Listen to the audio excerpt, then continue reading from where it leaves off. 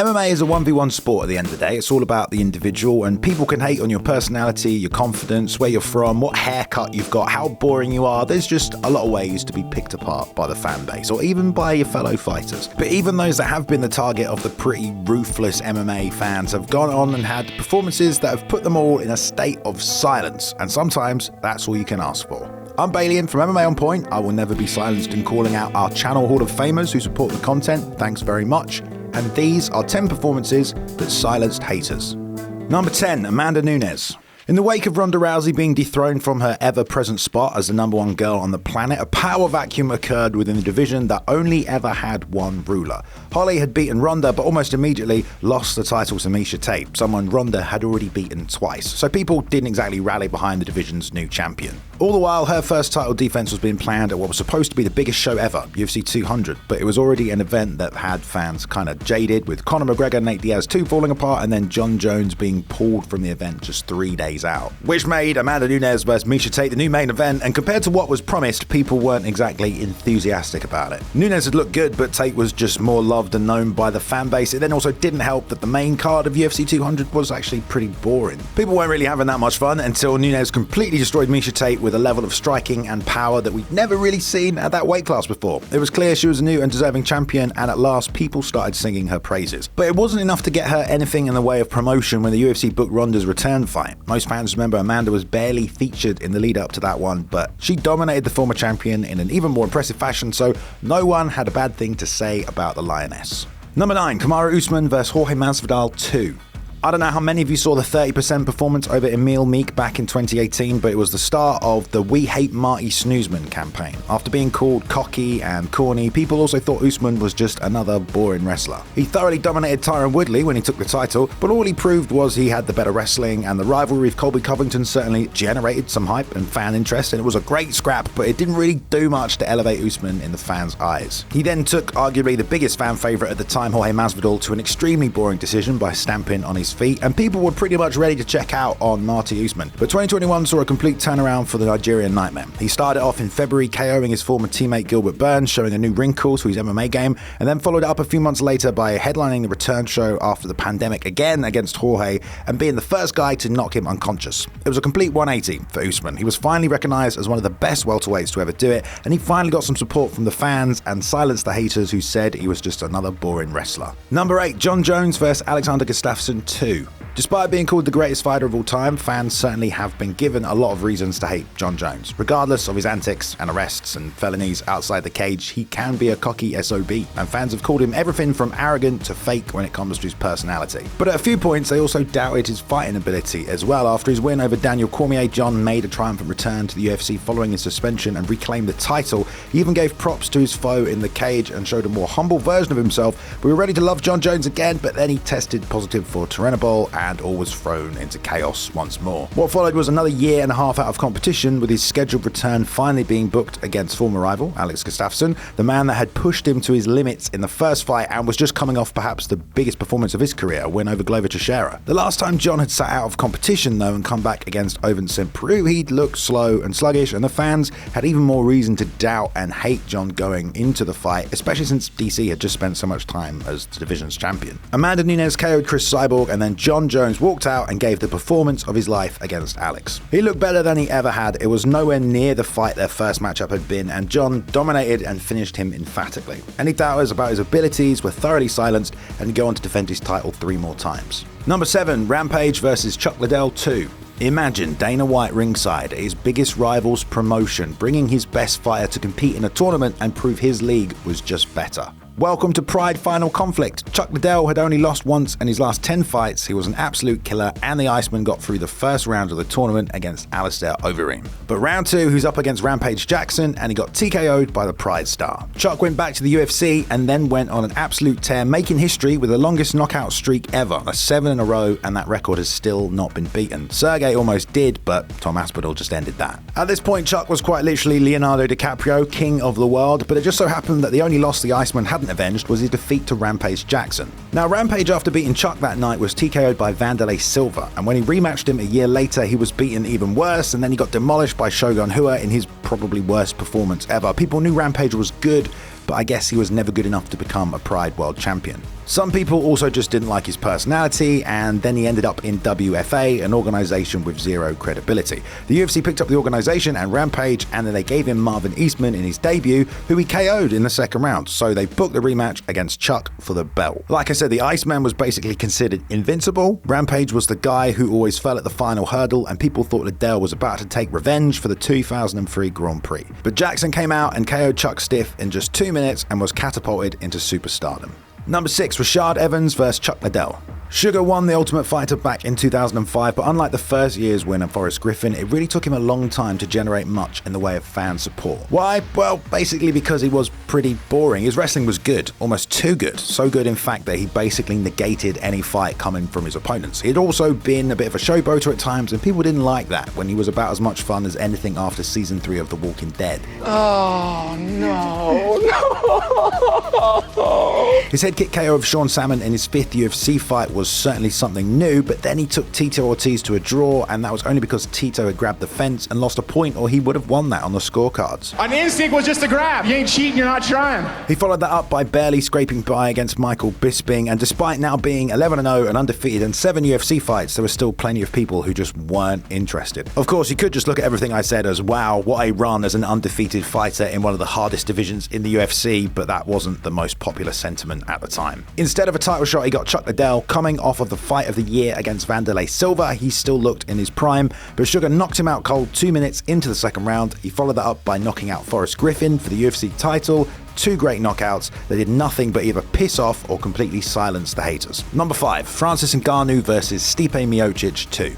I don't think anyone who watched the Predator target and then eliminate almost the entire heavyweight roster didn't think he had the power to become a world champion, but in his first run towards the title, Francis was more like a raw talent than a trained martial artist. Most fans thought the first time Francis got a title shot, he just didn't have the skill set to deal with someone like Stipe Miocic. He was too much of a berserker, and it definitely showed in his fight. Stipe survived the initial onslaught and exposed the holes in Ngannou's game, his cardio, his takedown defense. He'd only ever known one route to success: swing hard as fuck, and it didn't work for him. This left a lot of the fan base disillusioned with the Predator, especially after the Derek Lewis fight. They both had everyone believing it was going to be the best heavyweight slugfest of all time, and it left fans in the stadium holding up their phones and shouting "fight, fight, fight" as the two men just circled each other for 15 minutes. Francis lost a decision but went away and was still determined to become a world champion, KOing his way back to title contention. But it was a rematch with Stipe, so there were still so many doubters who expected the fight would be the same that Francis had barely done anything to evolve,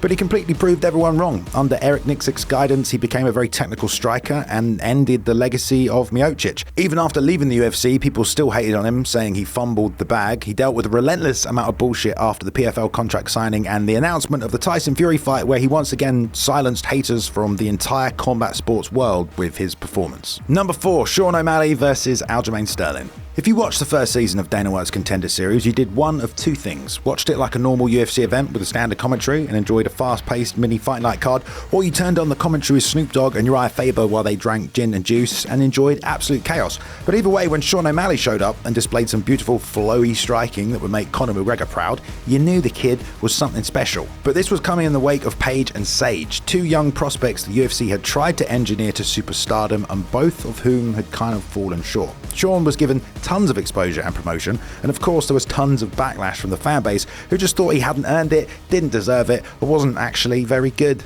After breaking his foot in the Andre Sokomon fight, the fan base started calling into question his apparently weak ankles, and they were only given more ammunition after Chito Vera gave him foot drop with a calf kick and then TKO'd him, and then it didn't help that Sean basically dismissed this win as a freak accident. I never lost sleep over this fight. I've actually been playing chess for a long time. I lost that fight on purpose, just so that I could go out there and knock out Aljo and then have that be my biggest fight rematch. O'Malley was basically Marmite at this stage of his career. You either loved him or you hated him. After 5 years in the UFC, it was true he'd not really beaten anyone of note. Sean himself made the point about wanting to take the easiest fight for the most amount of money. He finally got given Pedro Munoz to put on a fan-winning performance against, and nope, he poked him in the eye, but then he did beat the number 1 contender, Petr Yan. After that, most people were willing to accept just how good O'Malley was, but definitely not everyone. It wasn't until 292 where he KO'd Aljamain Sterling in the second round and ended the legacy of the longest defending bantamweight champion in history, and he became quite literally undeniable at that point and gave those haters, well, nothing to say, basically. Number 3, Islam Makhachev. After training together since childhood, eventually Khabib Nurmagomedov became the UFC World Champion, and it was his father's plan that Islam Makhachev would follow in his footsteps and claim the belt after him.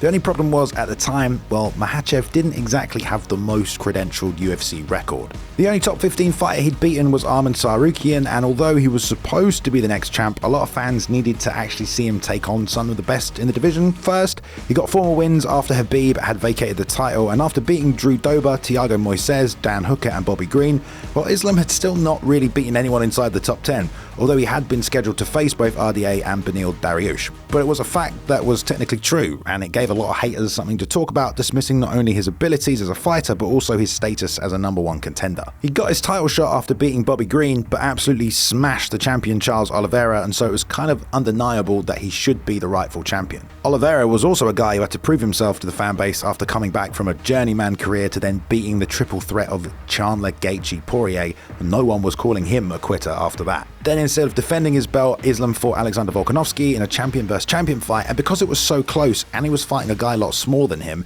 it also gave those haters more ammunition once again. I mean, he didn't even take the #1 pound for pound spot, even though he beat Volk. But after their rematch, Islam is now looked at in a completely different light. The lightweight champion took out Volkanovski in just 3 minutes, even if it was on short notice. It was the kind of performance to pretty much, shut everyone else up. Number 2, Dricus du Plessis versus Robert Whittaker.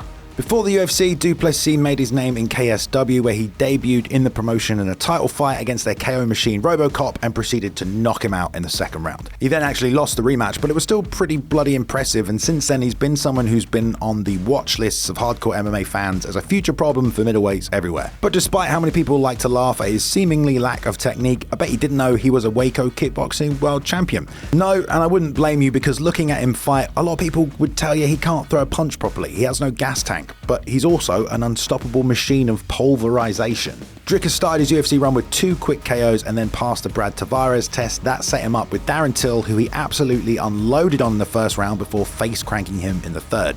That's when he had that slugfest with Derek Brunson, and plenty of people had a lot to say about his middleweight fatigue Justin Gaethje style after that. When he got matched up with Rob Whittaker, who'd only ever lost to the champion in like 10 years, everyone thought he would get absolutely picked apart. But Dricus landed on Rob, kind of out-kickboxed him and KO'd him in the second round. I mean, even if he wasn't actually looking when that last punch landed, du Plessis was, no doubt, the next guy in line for the belt, and he just put a beating on the #2 guy in the division. Before we do get to number 1 here, there's a ton of honourable mentions we have to make. We base these top 10 on how much hate they actually got from the fans, not just on how good the performances were. But there's also a bunch of other people who put on those kind of fights that completely silence the haters, and we came up with quite a lot. Number 1, Sean Strickland versus Israel Adesanya. Well, how do we get here, eh? Even if you just want to join the conspiracy theory fan club that believe after Sean's horrific motorcycle accident, he just became a new person and started shouting at grown men to punch him harder in the face. There's many things you could attribute to Strickland's current success, but without a doubt, consistent hard work is probably the most undeniable one. The guy has taken 10 fights in the last 3 years, despite coming off a 2-year layoff, and if you've seen anything online, you'll know all he does is spar and shoot guns with Nina. So why did people hate on Strickland? Well, at first, his personality was pretty jarring, especially as he arrived during the pandemic as a tornado of freedom, and he's definitely said enough things to piss certain people off, so that's fair enough. But it's also because a lot of people thought his fighting style was pretty limited. There appears to be glaring holes in his defense and his offense, and plenty of people from the fans, the media, and even myself could point them out. Sean initially went on a 6-fight win streak before getting KO'd by Alex Pereira and then losing a split decision to Jared Cannonier. Now, most people at this point would have to rebuild themselves, get another sizable win streak to even get back in the title picture, but Sean only needed 2 short-notice victories to be offered one.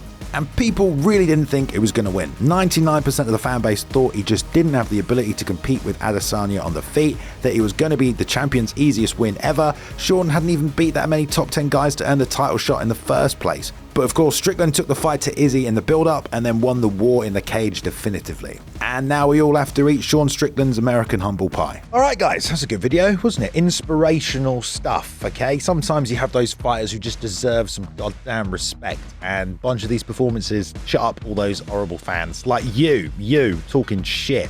Kidding, you're probably quite nice. I want to give a shout out to Luke, who edited this video, the boy putting together another banging piece for us. Thanks, Mr. Taylor, mate. You can check him out at @calltome_ if you want to go check out some of his cool stuff. It's all right. It's not great. Thank you to all the channel champions out there. As always, guys, you have supported us. We appreciate it. we shall say thank unto ye at the end of these videos. If you want to join them, check out the benefits you can get by being a member on the channel. Links in the description, or you can click the join button as well. If you enjoyed the video, give us a like. I appreciate that, guys. Thank you. We all work hard bringing these to you. But if you are new here as well, go ahead and subscribe. Tons of videos, loads of videos every week, podcasts, all kinds of cool stuff. So check those out as well. Oh.